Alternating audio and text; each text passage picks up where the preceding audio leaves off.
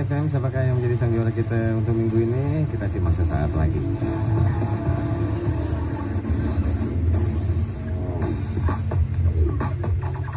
Para muda pecinta musik Aceh, 95,3 Mega FM menyajikan 10 deretan jangan-jangan terbaru di program Sipuk Aceh Mega.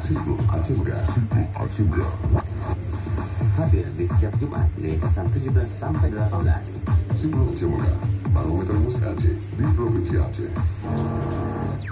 95,3 Mega FM, Banda Aceh.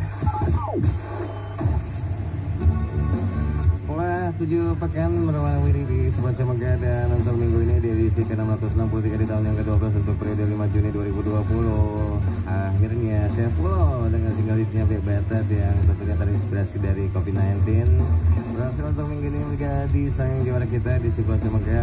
Dan kita sambut aja sang juara kita untuk minggu ini. Saya follow dengan Bebatat.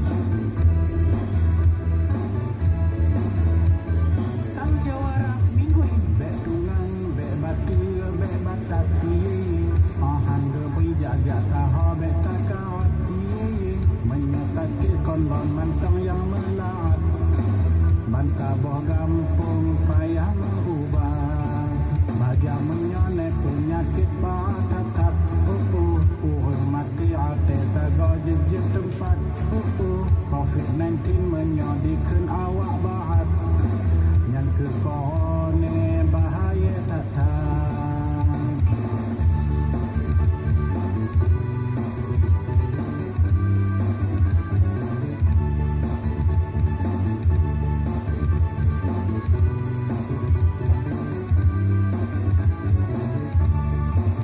Nyoba nemat banggap wahai ampun betaga dua na aja pakai kebun yang lebih got menyana ani bayi pun supaya be menular dalam kampung menyabimang batuk-batuk takir agung ketak napang pilek-pilek lengkap Bandung beli purai bapu kes mas laju neplung yang be nepani akan mandung be batu be tulang be batat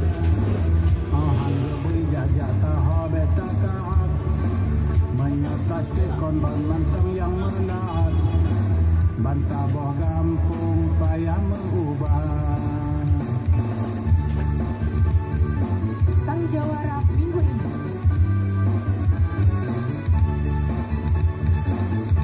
Sang juara minggu ini